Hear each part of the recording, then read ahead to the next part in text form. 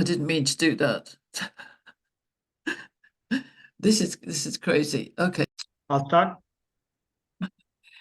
So welcome today, Dr. Pauline Crawford here, President of the Rotary Club of Global Impact, and welcome to all of you, to Doris, Isyak, Shankar, and Patty. Not quite sure where everybody else is, but they will see this on the recording and hopefully arrive in the next short time.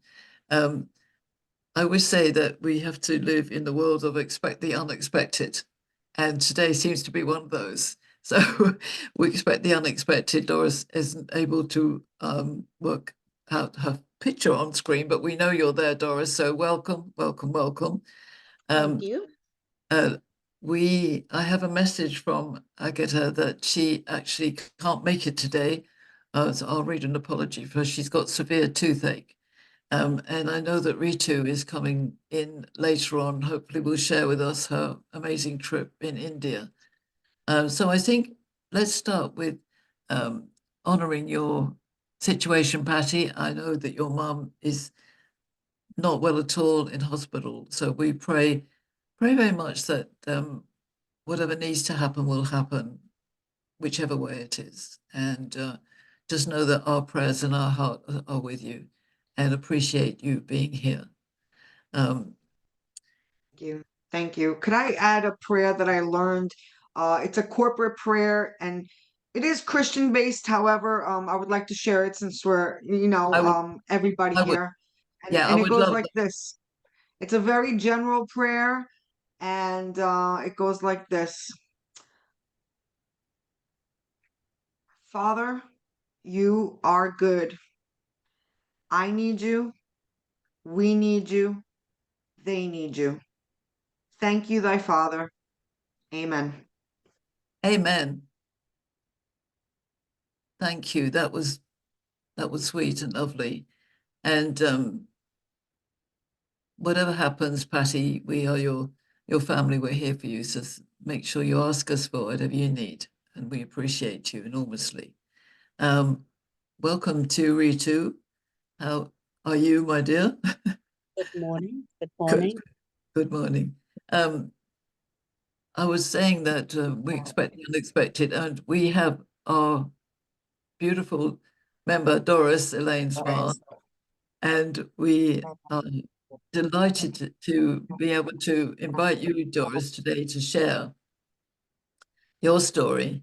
And although we don't have many members here, we're recording this, and we will then post it up on our YouTube channel, because I've been reading about you, Doris, and your journey to this amazing, beautiful, mature age with me is amazing. And I know that you're just a very passionate person about justice.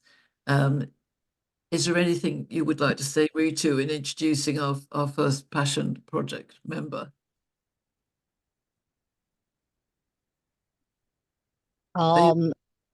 Yes, give me just a moment. I just got out of the other meeting and needed to just get my desktop ready. Need a moment, please.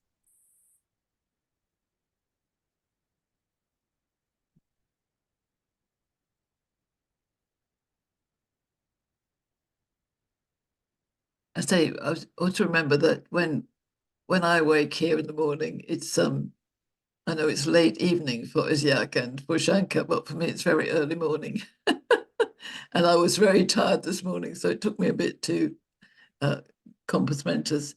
And I had a message from Agatha saying that she wouldn't be able to make it. So I also ask for your prayers for Agatha, because she's in a great deal of pain. She's got a very, very severe toothache, and apologizes, but her face is all swollen up and she can't speak. So Ritu. Yes. So Agatha would not be speaking today. She would not be joining. Not today. So we're not. Introduce Doris. Okay. So can we give Doris a little extra time than 10 minutes? Yes. Yeah. We can. Oh, absolutely. All right. Doris, would you like to come on the camera, please? We can't, we've had a problem with the camera, Ritu, so we. Oh, I see. Okay, so Doris, welcome, and I read about you, and it's very heartwarming to hear your story. And I'm going to briefly talk about what you have shared. Born and raised by her grandparents in the farms of King Mountains, North Carolina. Doris loves writing and wrote several poems, speeches, and short stories as a teenager, and which were never published. And I am so sorry, Doris, that you shared passionately how important it was, and this was damaged by fire. And I wish that never happens to a writer ever again. But she's determined to publish her writings as an adult, to become an author. Doris, after her high school, relocated to New York City for her higher education and then relocated to Europe. She's mother of 2 sons, and both are deceased. She's also a grandmother and a great-grandmother. She's a lifetime member of Girl Scouts of USA, Nation Association of the Advancement of Colored People, and National Association of Female Executives. She's co-founder of The Power of One, a member of the Rotary Club of Global Impact, and a glimpse of the past. She's a dedicated member of St. Peter's Missionary Baptist Church in Grover, North Carolina, and she tutors learned disabled children and is a preferred EC teacher. Welcome, Doris. Welcome, Doris. I'm going to, if you would like to start your presentation, I'll put your slides on the screen. Thank you. Okay. Good morning, everyone. Good morning. I am overjoyed to be here with my Rotary family, and I do consider you to be my family. Since joining, you have totally embraced me in every way. And I must say, that is not something that I am normally accustomed to, being a person of color with a background. In my family, we're Native Americans, but people don't realize that. What they see is the pigmentation of the skin. And we refer to people as white people and Black people, but I don't do that because there is just one human race. We are all the same. First, before I really get started with the presentation, I would like to thank Dr. Pauline for inviting me to present my passion project. I would also like to thank the upcoming president, Patty Frutenberg, for the love that she has shown, the support that she has shown with my passion project. Also, Dr. Miguel Rodriguez and my son, Marty Mangello. I appreciate them so very much. And I just want to say that I am very passionate regarding equal justice for all people, because I have personally experienced what injustice can do to harm our people. Our mission is to investigate, to educate, to advocate, and to eradicate injustice within the American justice system for all people, regardless of race, color, or ethnic backgrounds. This has not been an easy task, but I want to just sort of explain to you why I am so passionate. And this is not my only passion project. I am passionate regarding education for our young people. But as a child, if you'll go to the next slide, Dr. Crawford. I will. Thank you. Oh, look at you. Look at me. And my grandmother. This is how I grew up. I don't have a picture on the screen, but that's me on the upper left-hand corner. This was my beginning as a child. I worked in the cotton fields from the age of 2 up until I graduated high school. I did not realize that this was basically slave labor for a child. But I wanted to be with my grandmother, and no matter what they'd attempt to do to keep me sitting on the bales of cotton out of the way, I insisted upon getting out there to work. I was very determined. So my grandfather, who was a holiness minister, made a cotton sack, that's what they call it, from a Juana sack, which is a fertilizer sack, so that I would have my own. And they let me pick cotton every day until the fall of the year.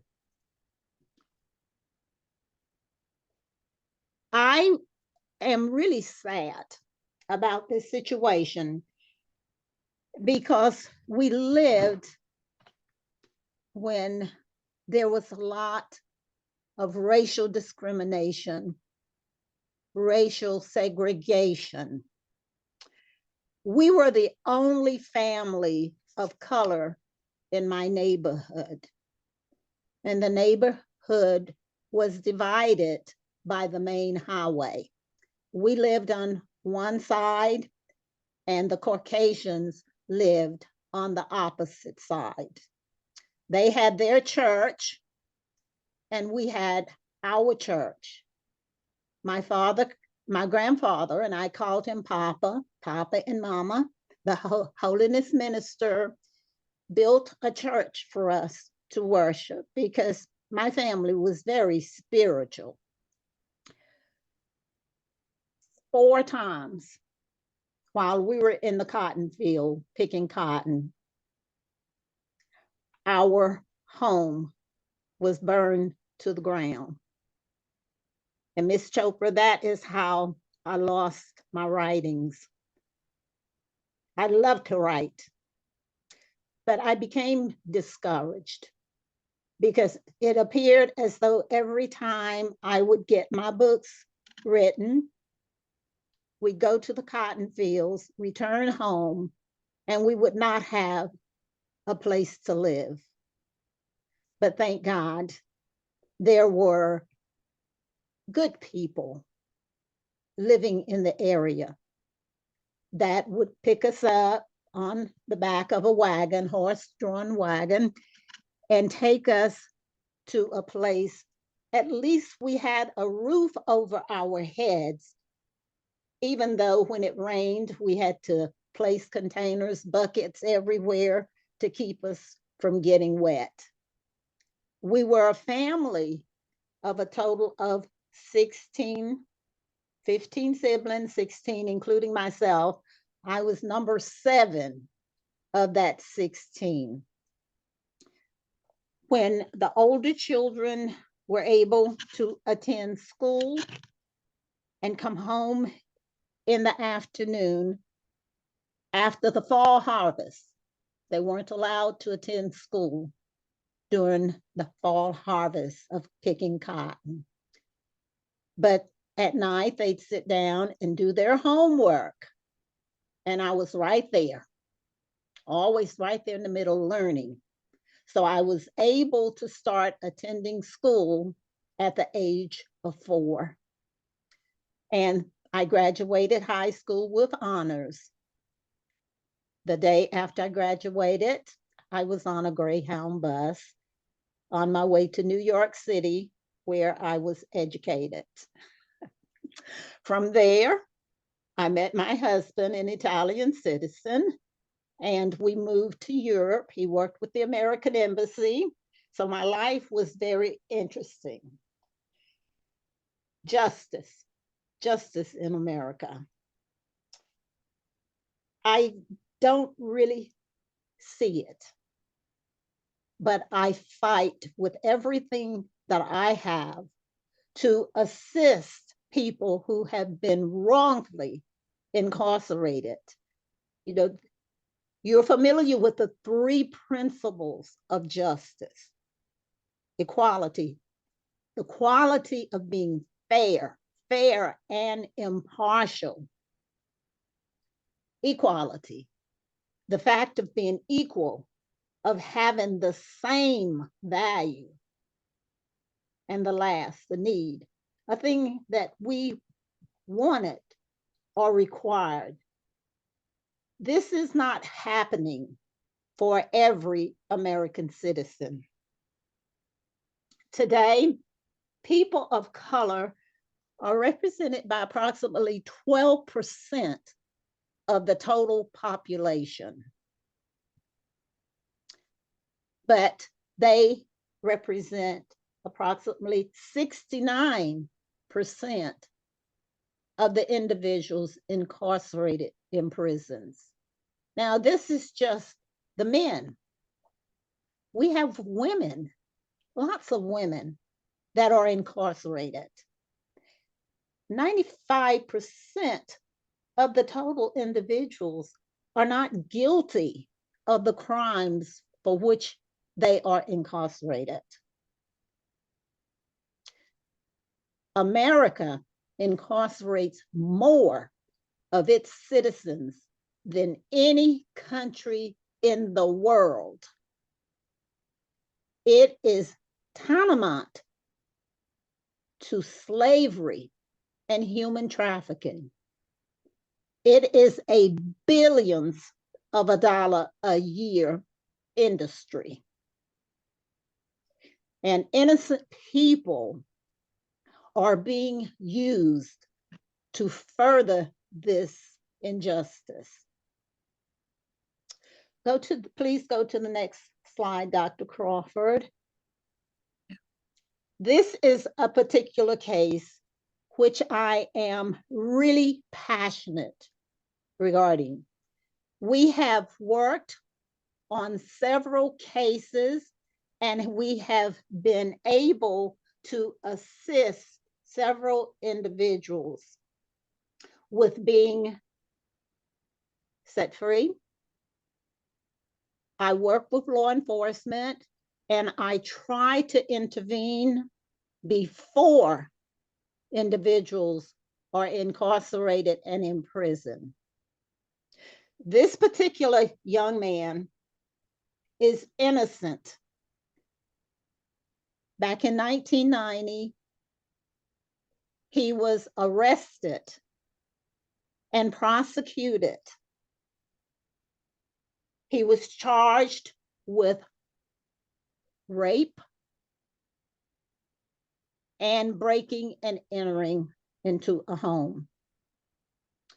This was not true. This young man has served over 33 years of his life in prison for a crime which he did not commit. The evidence strongly points to this. The only evidence they had was 2 young children, ages 10 and 11, who positively identified him in court as being one of the individuals that assaulted their mother. Problem was, this was at night. Mr. Tate present, his cousin was the person, but the cousin was an invited guest into the home. The DNA test results showed that the cousin had 98% DNA present, and there were another 2% that was given to Brian. However, these two gentlemen were first cousins. So it would naturally mean that they would share a small amount of the DNA. Mr. Tate would not plead guilty to this crime. He said, I will not plead guilty to a crime which I did not commit. So to make an example of this young man, he was sentenced to 2 life sentences plus 20 years. Now, what does the 8th Amendment of our Constitution state? It states, and I'll just tell you what the last word says, that excessive fines imposed nor cruel and unusual punishment should be inflicted. People who murder others don't get that much time. The goon squad, police officers in Mississippi that brutally beat 2 men of color, raped them, sodomized them, planted drugs on them, lied on them. What did they get? A max of 40 years. And this was proven. We have filed petitions with 3 governors of the state of North Carolina. The first governor stated, we find merit with this case, and that was former Governor Beverly Perdue. It was placed on her desk to be signed to release this gentleman. However, her time ran out. She left it on the desk for the incoming governor, and he refused to sign it. He just sent it back. I recently filed another petition with our current governor, and he refused to sign off on it. Governor Hunt. It's sad because Governor Roy Cooper, excuse my misstatement, Governor Roy Cooper back in March of 2010 hired former FBI agent Chris Sweckert to analyze evidence for a 16-year period from the State Bureau of Investigation. And they concluded in their report and confirmed that there was a policy of perjury in the SBI's blood analysis lab during an extended period of time. And at least 269 defendants may have been the victims of intentional or negligent misinterpretations by the SBI, and some of the reports were outright lies and fabricated evidence. We will not stop.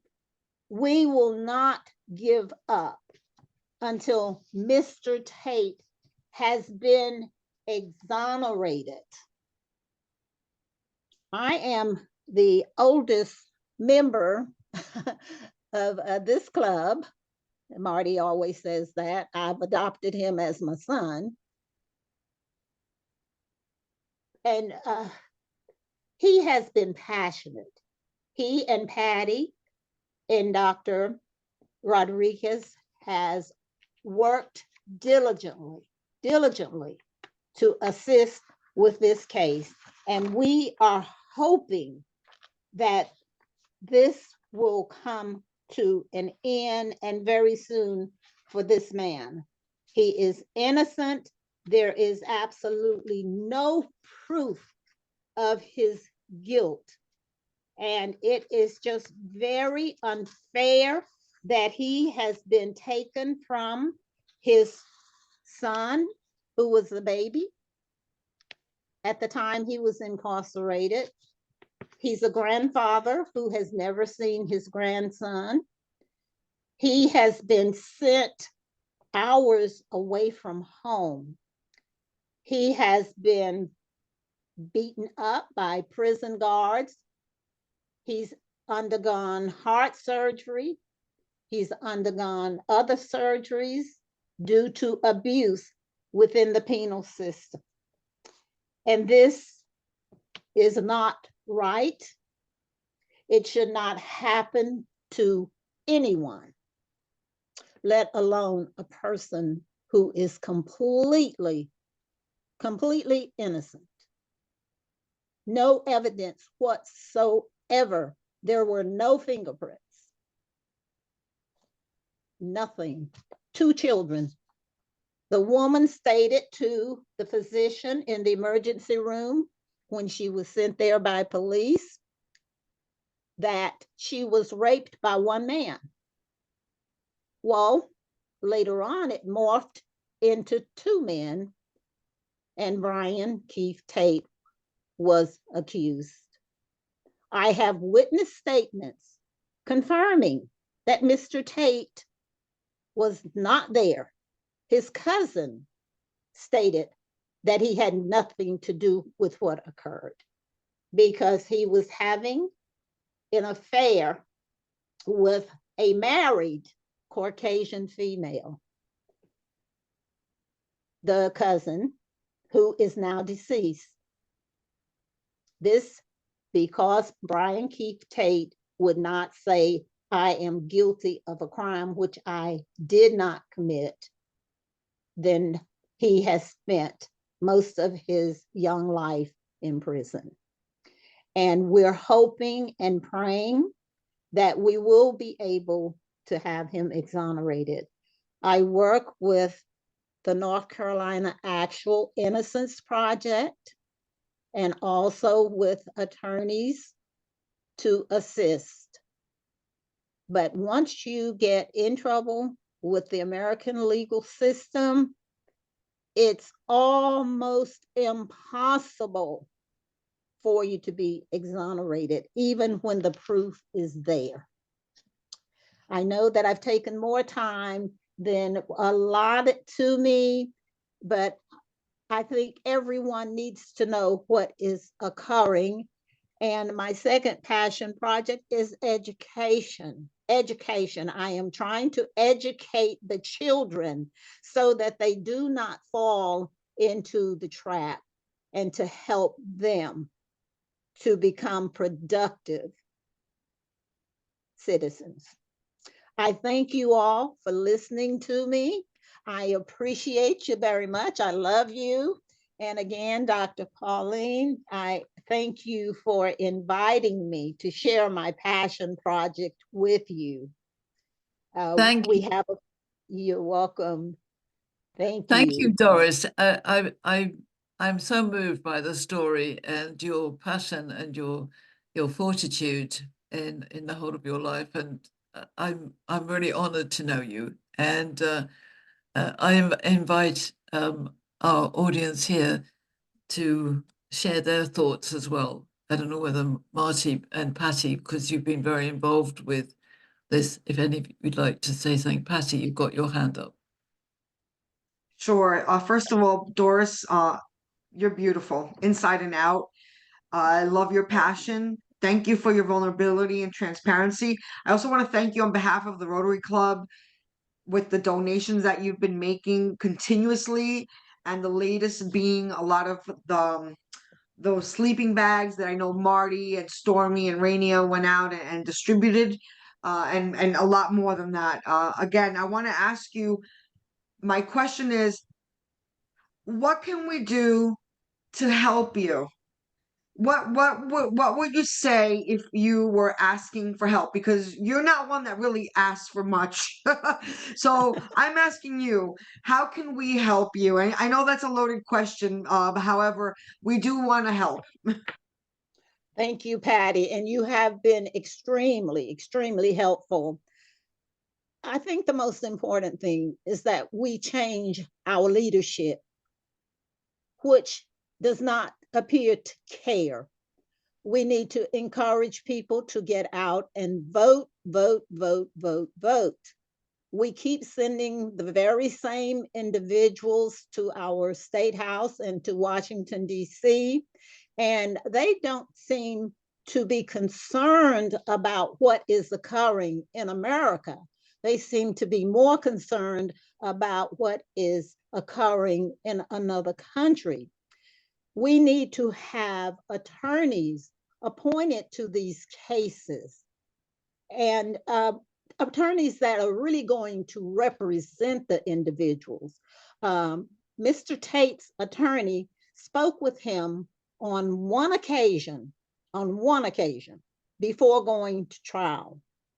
He did not question any of the discrepancies in the testimony. He was basically having camaraderie with the prosecutor and wasn't paying attention to the fact that law enforcement and the prosecutor actually pointed Mr. Tate out to the children. They did not know what he looked like. Also, they did not perform a DNA test on the husband of the lady. And how can you have two young children, 10 and 11-year-olds, positively identify a person that they only saw once in the dark 2 years later? I don't think that was possible, especially when they stated that they kept their eyes closed the entire time. There appears to be major police misconduct that needs to be investigated. I have actually gone out to the alleged crime scene, and things could not happen the way it was testified to. An individual that was in the courtroom that looked exactly like Mr. Tate, his another first cousin, stated that he was there and it was like a circus. No one seemed to care. The jury was comprised of all Caucasians, and they did not really understand what was being said. They didn't care. This is so important, Doris. And I'm just going to ask Marty. Marty's got his hand up.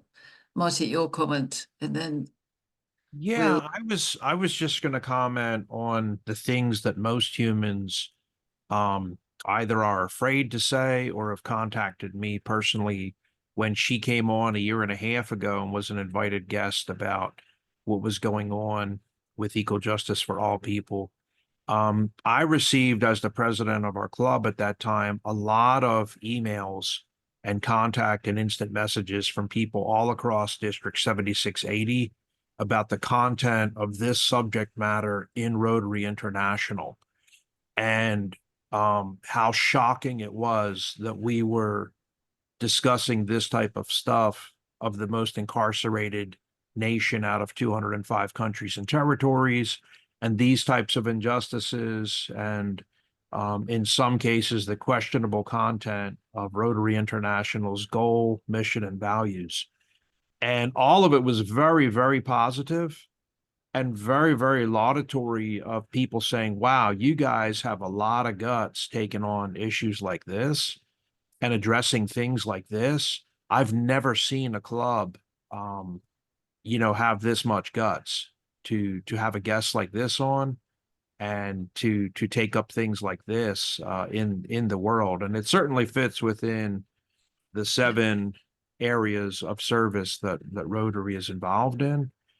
There's any number of areas that we could fit it into. It's not just one. But the other thing I wanted to say is, in addition to all those positive letters that we received, that people were shocked, was the item that few people want to talk about or fear stating in English out loud. So I'm going to go on ahead and do it, because this is going to be transcribed. The closed captions are on, and I'm going to ask ISDIAC to SEO some of these things on the YouTube page for SEM and SEO. But that's what's never mentioned is the fact that, if I'm not mistaken, Doris, wasn't this woman that claimed she was raped white?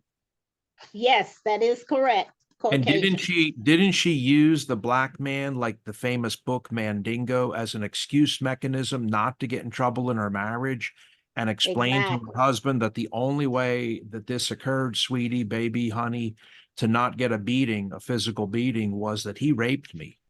And this was how she got out of trouble with her husband, he was in and out of his mind, much like President John Quincy Adams commented, the filth and disgust in London of watching a black human male touch a white woman, when my mother, the First Lady of the United States, and I had to watch this play called Othello. It was revolting, sickening, and filthy.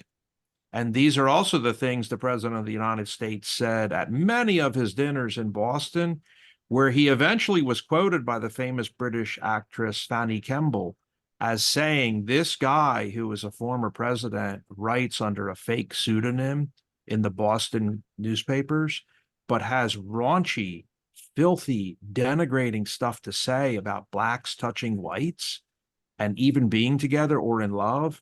And that was my understanding, I'll shut up now, of the whole case, was that actually she was in a consensual relationship with the other gentleman. It was not even this guy with the cousin. They were in a consensual love relationship. And it was just too shocking back, you know, many decades ago. And she was in too much trouble. And so this is what she did. She explained her way out of being in trouble by saying, I was raped. Well, Thank you, Marty. yeah, thank you, Marty. And I think, you know, it's right that we air these issues here, and all the work you did on the Othello program was very, very, very, very good to be on. Let me just check in, Ritu. Do you have to leave now? Are you there, Ritu? Oh, okay.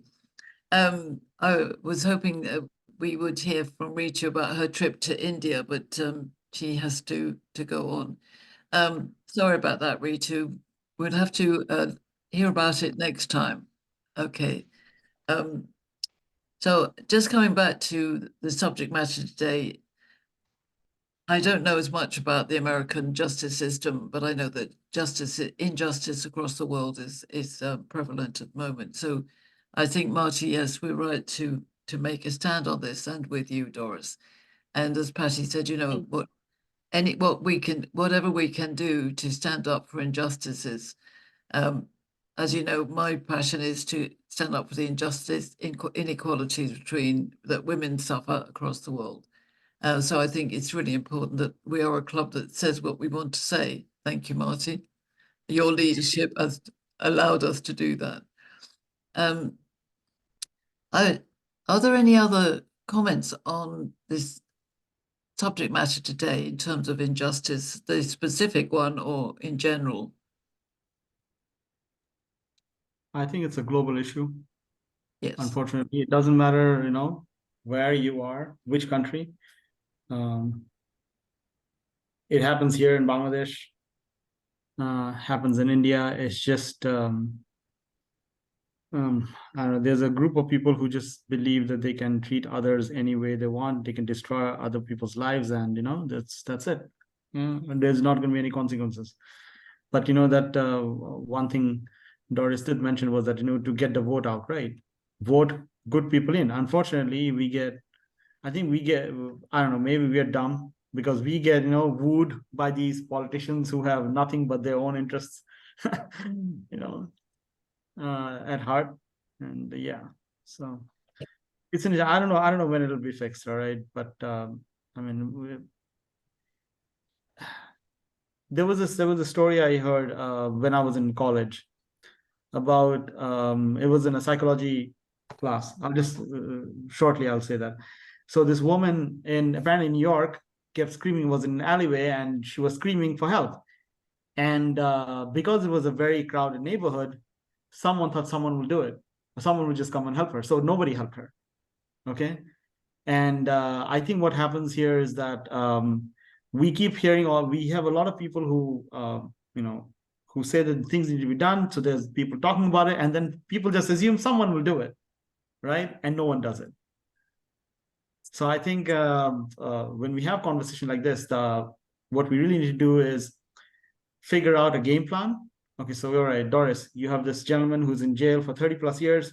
What can we, given the limited amount of time that we have available, all right, what can we do individually just to, help move things along a little bit? Create an action plan, and then, then maybe something will happen. I don't know, but, it's just, something's better than nothing, basically. And there's a lot of nothing happening at the moment.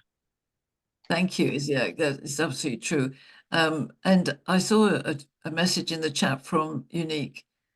Are you able to join us on camera, Unique? Hi, hey everyone. Welcome. I know we need to talk about your new membership with us, but do you have a comment on what was being shared today? Yes, I thought it was interesting. I didn't get as much as from the case in North Carolina that the organization is working hard to support the young man who has been incarcerated unlawfully, unjustly. But I do understand that everyone is working here and outside to support that cause. However, I dropped the bystander effect because of the comment that was made on from the gentleman from India talking about when certain things are happening around us and we do not engage or do something about it because we think someone else would do it. And I've been fortunate to attend a bystander training where we're taught on how not to assume that the other person would actually intervene, but instead it's our responsibility to actually intervene in any situation that we think someone is being harmed or wrong is being done. That way other people get to learn from it, and then if they find themselves in situations where that tendency to assume someone else would do something, they would instinctively want to act against that and then do something to intervene. So I just thought that was an interesting insight, and I wanted to drop that comment about the bystander effect. I hadn't heard about a program about that. That sounds really interesting. Yeah. I'm happy to talk about it some of the time if Yes. our schedule would allow that, and then provide some insights and statistics about how that is operationalized in society. What does everybody think? I think that would be very useful to find out more about, because I think there, it is a challenge to know where to stand up and be counted, and we do it in the best way possible. So we're delighted to have you within our group. I've been meaning to get back to you about membership, so I apologize, Unique. It's just been a very busy week. Are you in America? Are you? Yes, quite interestingly, I'm in Charlotte, North Carolina. So Okay. the particular case strikes me heavily, and I empathize and sympathize with that cause. That'd be very interesting. So have you and Marty met? Have you met Marty? Have you met Unique? No, I've not met him yet, so it's great to hear about Unique. He's very Okay. unique. Yeah, looking so forward to it. We had the largest Black American delegation at the most recent Charlotte district meeting. We had 2 tables, and we won an award for the most members present. You know, of any club. Was amazing. And the lady said on the stage, the master of ceremony, she said, you know, a lot of these people, it's amazing that this new club has this many people at the district convention. And a lot of them, she said, it's even more amazing that they have flown here from Africa. It's unbelievable. In this little District 7680 convention for Charlotte, North Carolina, they were amazed at what our club could do. That's fantastic. So I don't live in North Carolina, Unique. I live in Las Vegas, so it's early in the morning here for me. And I wasn't quite awake this morning, so I apologize for being a bit dozy. One other thing I might also mention is we had so many Muslims that came.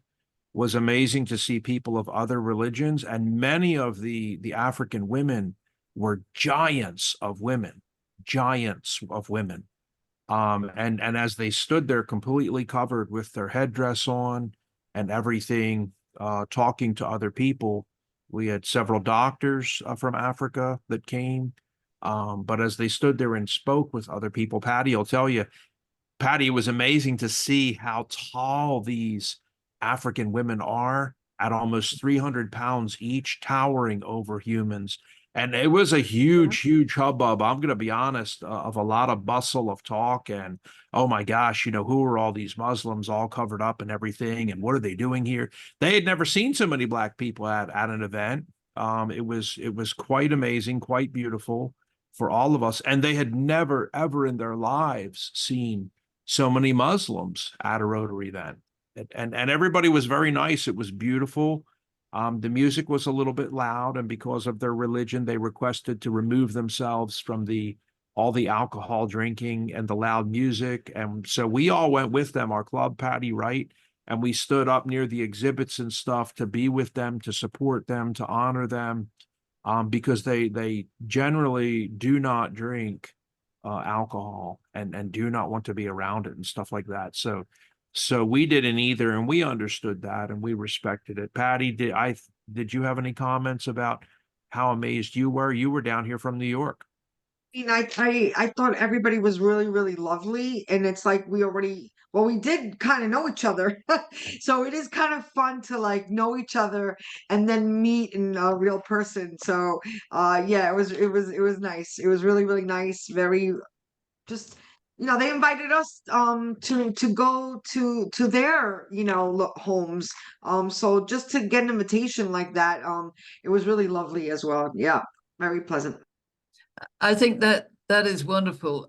I think one of the challenges I have is that because I'm in Las Vegas and I'm not in Bangladesh or North Carolina or New York or India, we don't get together to give a big hug. We'll have to do that virtually on the screen. That's, as you know, my passion in seeing you face to face. But we will keep on doing that. But I just want to say, Doris, that your presentation and your story have been an amazing both inspiration and insight and challenge for us to take up, and other causes as well. I do like the idea. Yes? Dr. Crawford, I just wanted to say, we elect our leaders to serve us with integrity and honesty. We expect them to do the right thing, and this is not occurring. So we have to stop being people who just stand by. We are going to have to replace these leaders who are really not serving us and doing their job with honesty and integrity. It's up to us.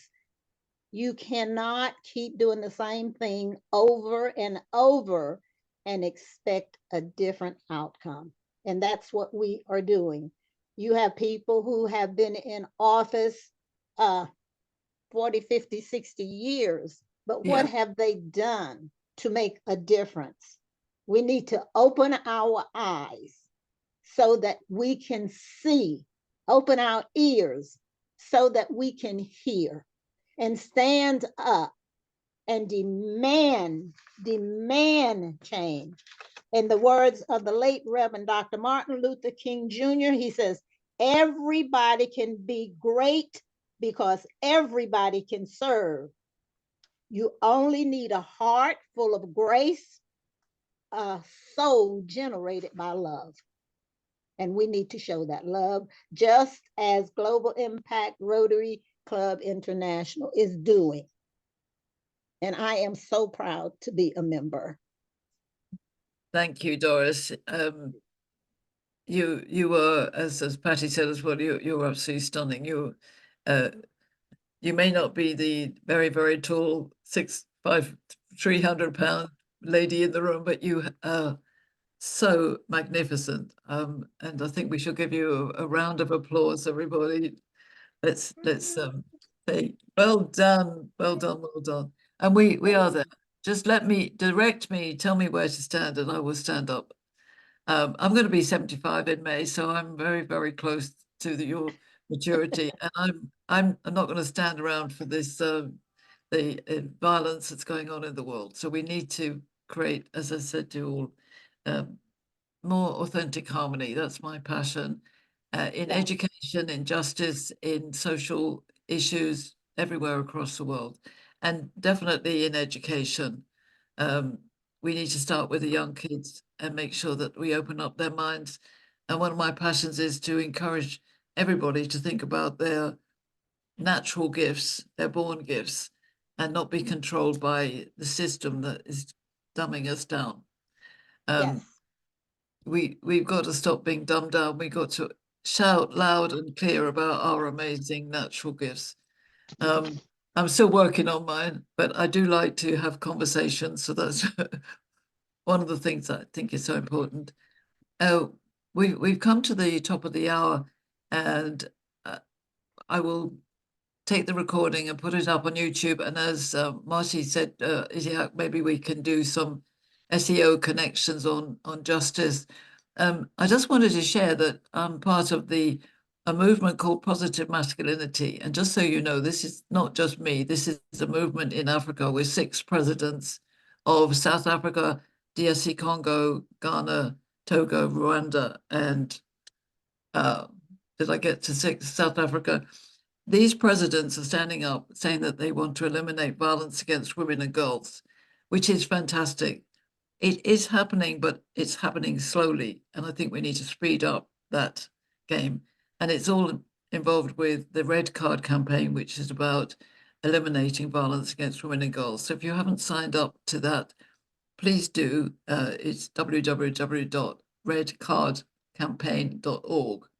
And there was a growing momentum. There was a big session in the UN last week talking about this, but we know that violence is still happening a lot in all parts of the world, obviously in those countries specifically. So I applaud that men are standing up to support this, but we have to include women as well. And women are standing up to empower women, but we must include men. So it's always got to be about us coming together and listening to each other. That's my passion. So as we close, I want to thank you all for being here. Thank you, Unique, for being here. I was to catch up with you in terms of your membership status, but it's really good to have you involved. I'd like to find out more about the bystander effect. And Patty, again, I want to send you blessings and prayers for your mom, and to make sure that you let us know how things go. And I want to thank Shankar and Quanta for being here, and Marty, obviously, but most especially to you, Doris. You are a very beloved member of our club, and we're very honored that you are with us. Thank So you. thank you. And thank you to everybody who makes these meetings happen. Ritu had an amazing journey in India, and she did get involved with a Rotary meeting right at the end where she presented herself on behalf of herself and our club. So maybe next time she can give us some insights into that. It's wonderful that we stretch our arms across the world. And so if there's no more any more notices from anybody, I would close the meeting. I just wanna comment that I did complete as you know, I did complete the PETS program as Oh, yes. president-elect, and I took it virtually, and it was really lovely because it was in the district of 6900, which is in Roswell, Georgia. And Gordon Owens is the governor who ran it with, the district elect governor and everybody in that district. And it was really lovely to also, network with other districts close by. Nonetheless, they were very interested in what we're doing. So I did give an informal invitation for the governor to present because he said he would like to visit our club. So of course I invited him to become a guest. So I will be adding him as a guest, and then I will be sending him the protocol to, fill out the information to become hopefully a presenter in the upcoming, weeks or meetings. So yeah, I wanted to just share that. And also the DMT team regarding the project Dare to Spare. There is an event date now, and the first event will be hosting in New Jersey at a school. It's a Catholic school, and the kids are going to be allowed to wear regular clothes, and they're going to donate a game board. So this is the initial first event as we start to collect game boards, clothes, and continue to raise more funds, even though we've had already a sponsor that we're working with the partners of Luvian to go ahead and use it for shipping for this stuff. So I wanted to report on that, and more to come. That's fantastic. And I'm so glad you reminded me. There's also the 50/50 draw, which is always available for those people here and people listening to this recording to buy, which will be drawn on June the 11th, I believe. And also, other projects that are going on to make sure that we report them either on the WhatsApp group or through email. As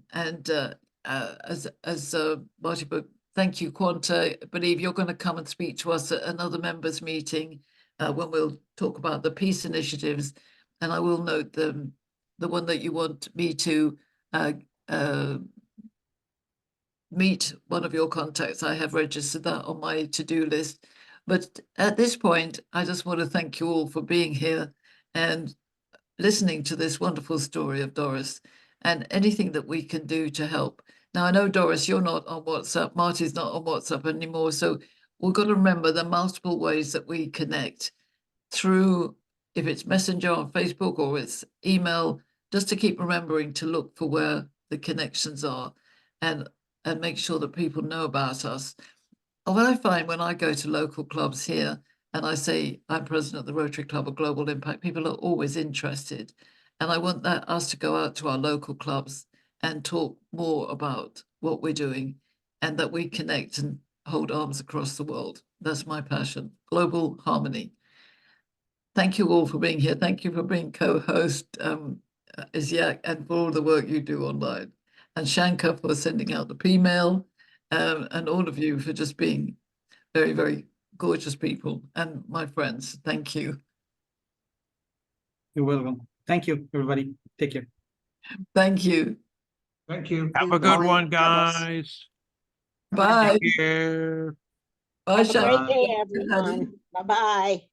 Bye. Thank you, Shankar. Thank you, Patty. Thank you, Isyak. Thank you, Doris. Thank you, Conta.